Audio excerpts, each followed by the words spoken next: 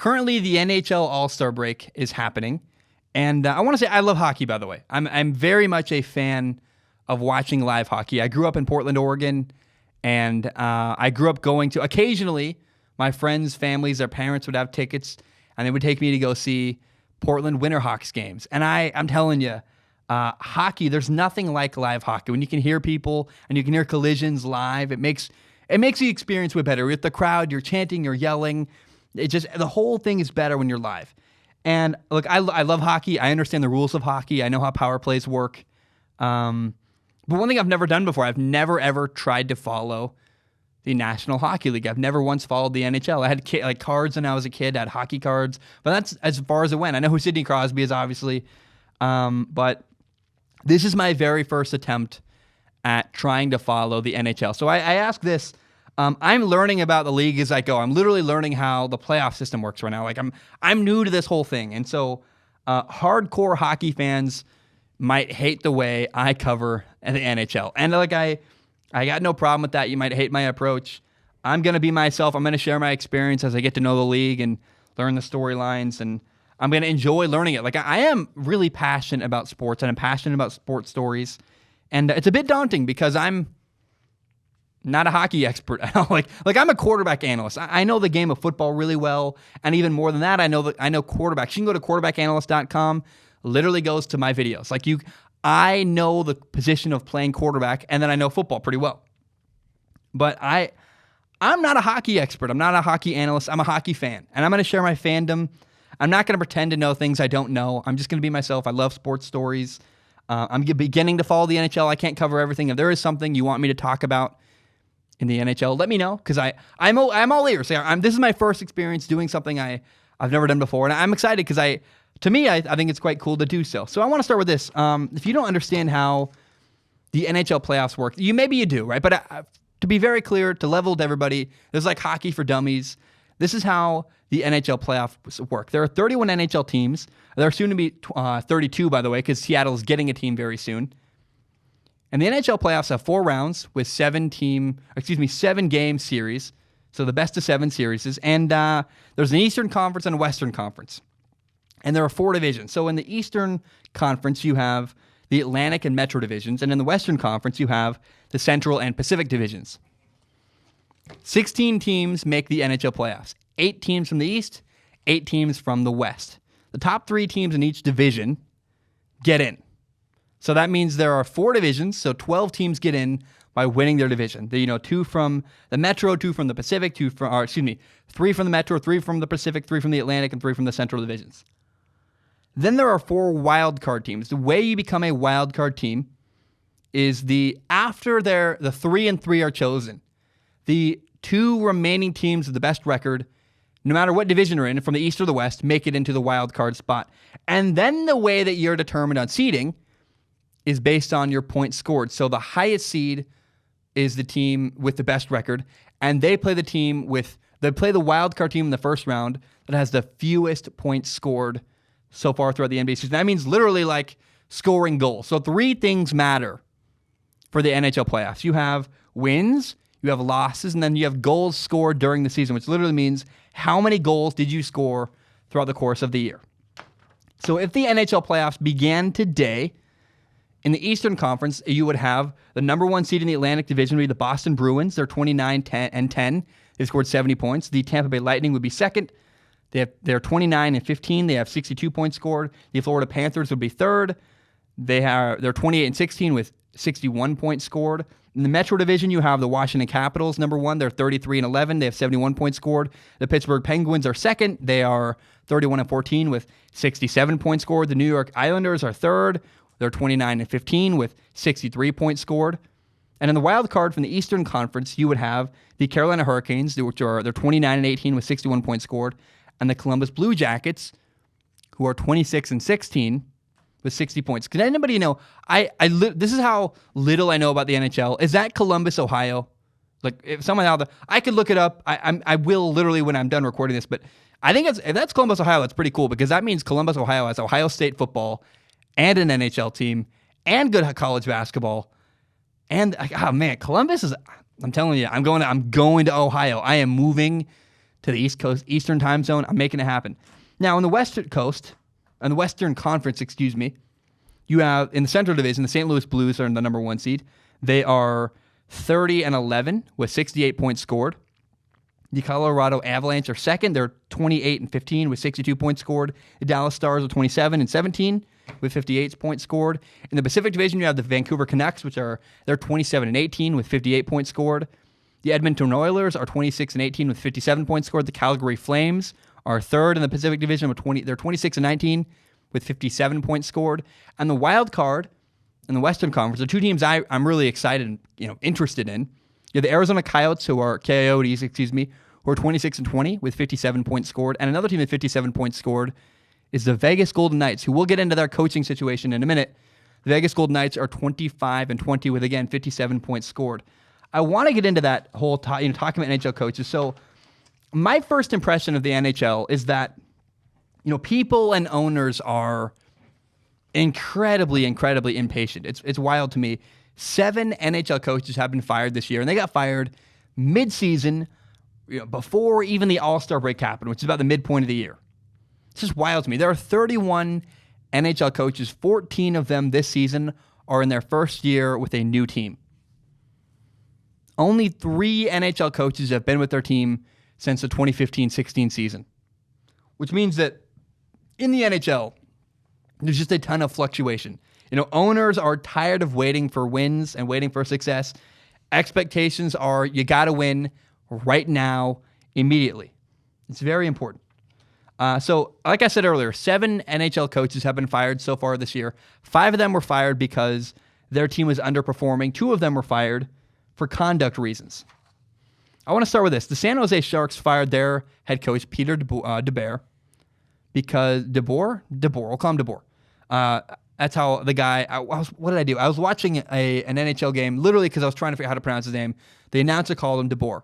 So they cleaned house. They fired 3 of his assistants, and they quoted this by saying it was purely a hockey decision. DeBoer was fired, and it had nothing to do with anything off the rink. It was clearly they felt like their team would be better moving forward with a different coach. They weren't scoring enough. They weren't capitalizing on power plays enough. And the team had discipline issues because they had a lot of penalty time.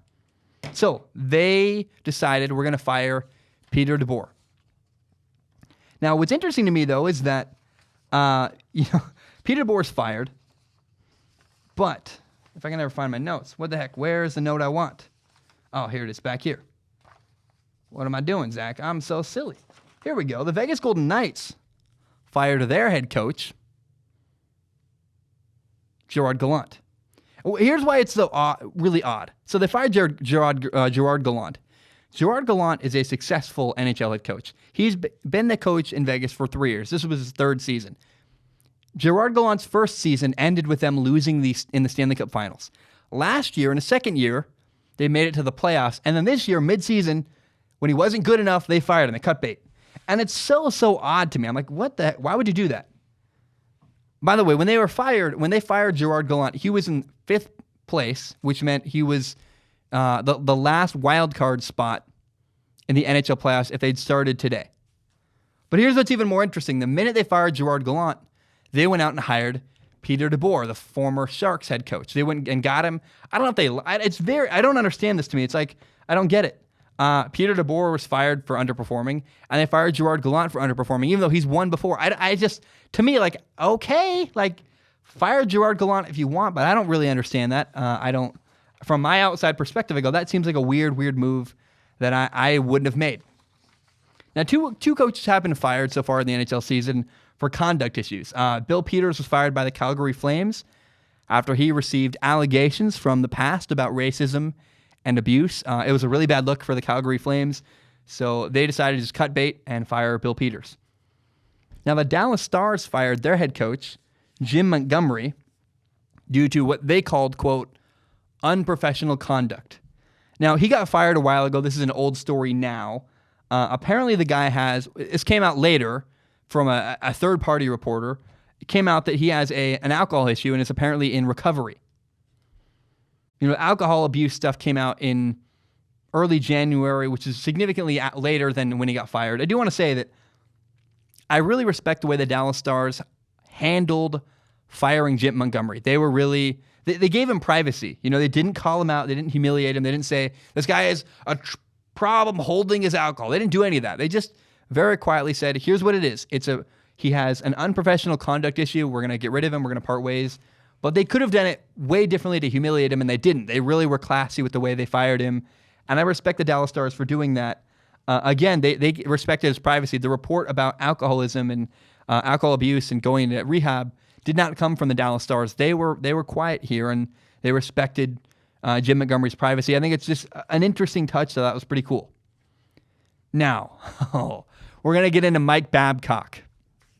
Mike Babcock, if you ever want to do some interesting reading, Google Mike Babcock and his former players. I mean, oh my goodness. I for the show's sake, I parsed it down to very simple facts, but I'm telling you, let's just go with this. Mike Babcock was fired by the Toronto Maple Leafs as their head coach because the team was not living up to their expectations. And Mike Babcock is a very interesting dude. It's notable because he won a Stanley Cup final in 2008 with the Detroit Red Wings as their head coach. But it's interesting because his legacy is now up in the air because a former player of his, Red Wings former forward Darren McCarty, actually called out Mike Babcock. He said the team won a Stanley Cup final in 2008 in spite of him, and that in 2009 in the Stanley Cup final, they lost because of him. They won in spite of him, and they lost because of him. It's very interesting. If you don't know the history of the Stanley Cup finals, in 2008, the Detroit Red Wings played the Pittsburgh Penguins, and the Red Wings won. They beat the Penguins. Now, in 2009, they got a rematch. The exact same Stanley Cup finals happened again a year later. Complete rematch. I wish I'd followed hockey back then. I would have been all over that. That's pretty cool. Imagine getting a rematch of the Super Bowl the next year after this one. I mean, it's just wild to me. And so this time around, though, the second time around, in 2009, the Penguins actually beat the Red Wings. And McCarty called him out. He blamed Babcock for the loss. He called him stubborn, disrespectful. He accused him of intentionally misusing players to prove a point and demonstrate his power. His way or the highway. And at first, when I read all this stuff from Darren McCarty, I was like, okay, look, this is a former player. He's a scorned player. He's mad. It sounds like the guy, Cassius Marsh, who left the Patriots and was like, it's not fun to play for the Patriots. I was just skeptical. I'm like, okay, every once in a while you have a guy who's bitter about a loss and holds on to a grudge and is mad. Fair enough. But then I did some more digging, and this wasn't just one bitter guy. This was also multiple former players that have played for Mike Babcock have come out and called him out too. They called him a jerk, a terrible person, one of the worst people they've ever met, all kinds of crazy stuff. And to me, what it sounds like is this is more speculation. I'm trying to take what I read, because I read so many reports of former players just trashing their coach. What I think happened is that Mike Babcock is an old school guy who yells, he's demanding, he's really tough. He's clearly not kind. Like, he doesn't connect with his players on a personal level to a way they would like, at least.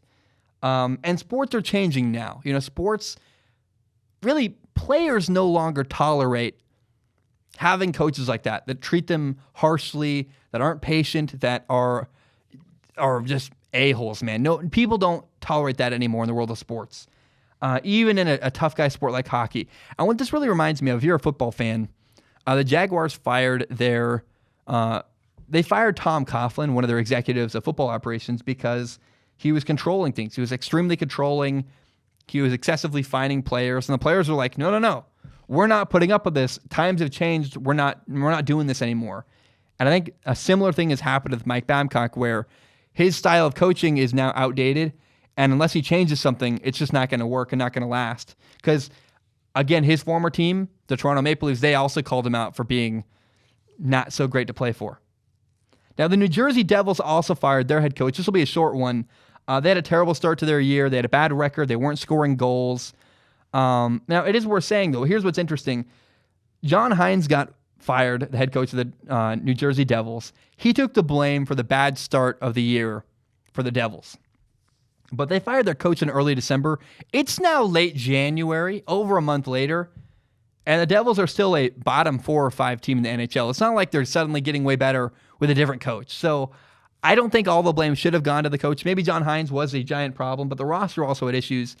And we'll get into Taylor Hall. Taylor Hall used to play for the Devils, but he wasn't working. There's a lot of factors that went on with why the New Jersey Devils weren't working. I don't know that it was entirely on the coach, John Hines, because clearly without him, they're still awful. Now, the Detroit Red Wings are by far the worst team in the NHL. I want to give you some perspective here.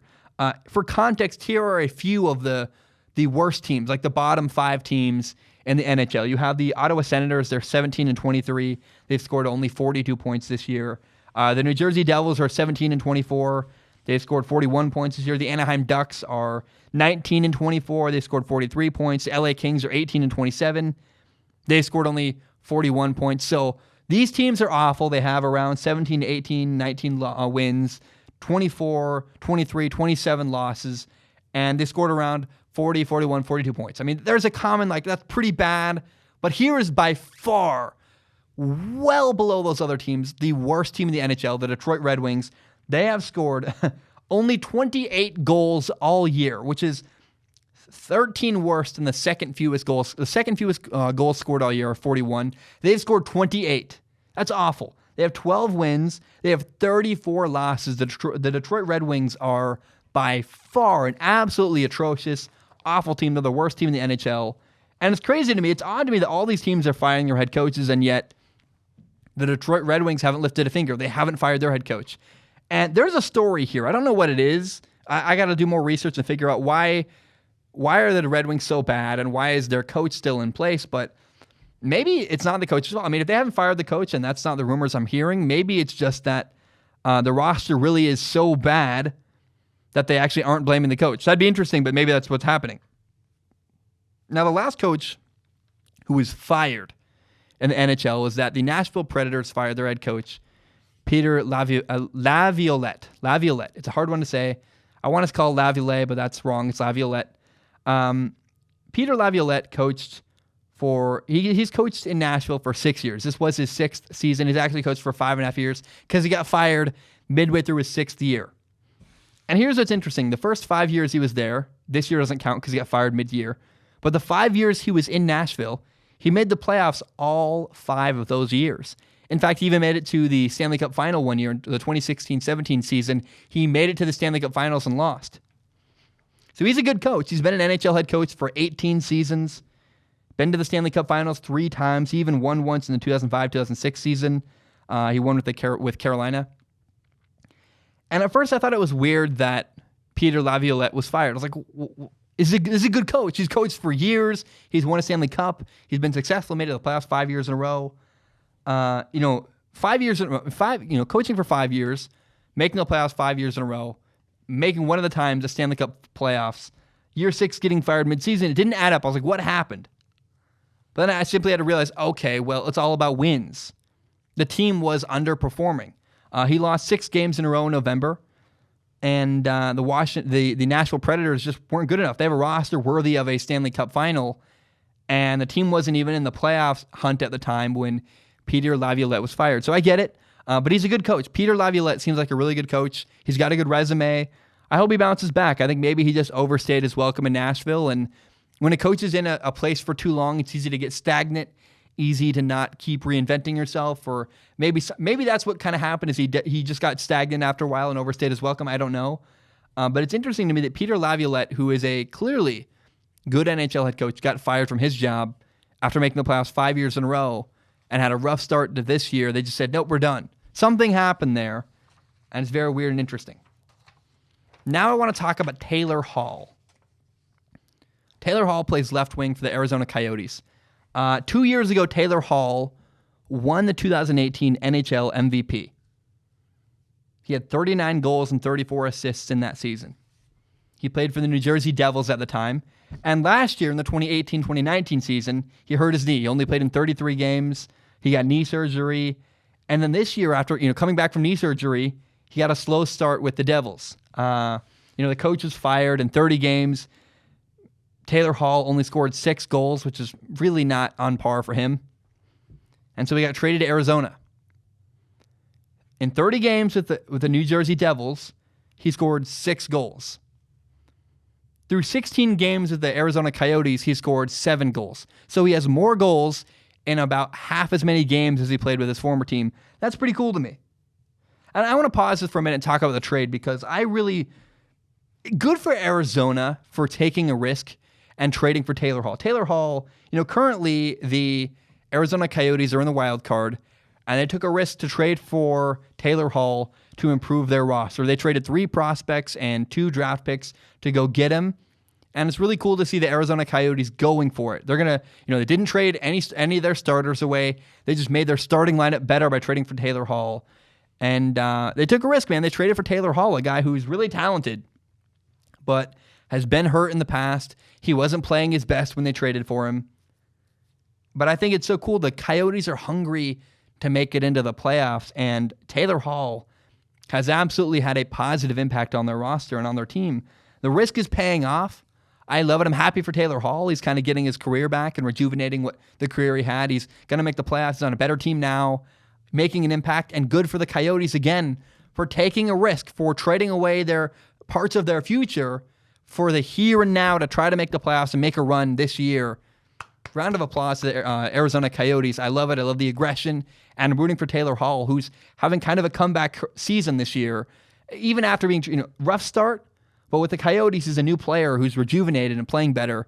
And I'm really finding myself rooting for Taylor Hall. Hope he has a great year. Hope they make the playoffs. The Arizona Coyotes, to me, that's a cool story. Took a risk. They went for it. It seems like it's paying off. That's awesome.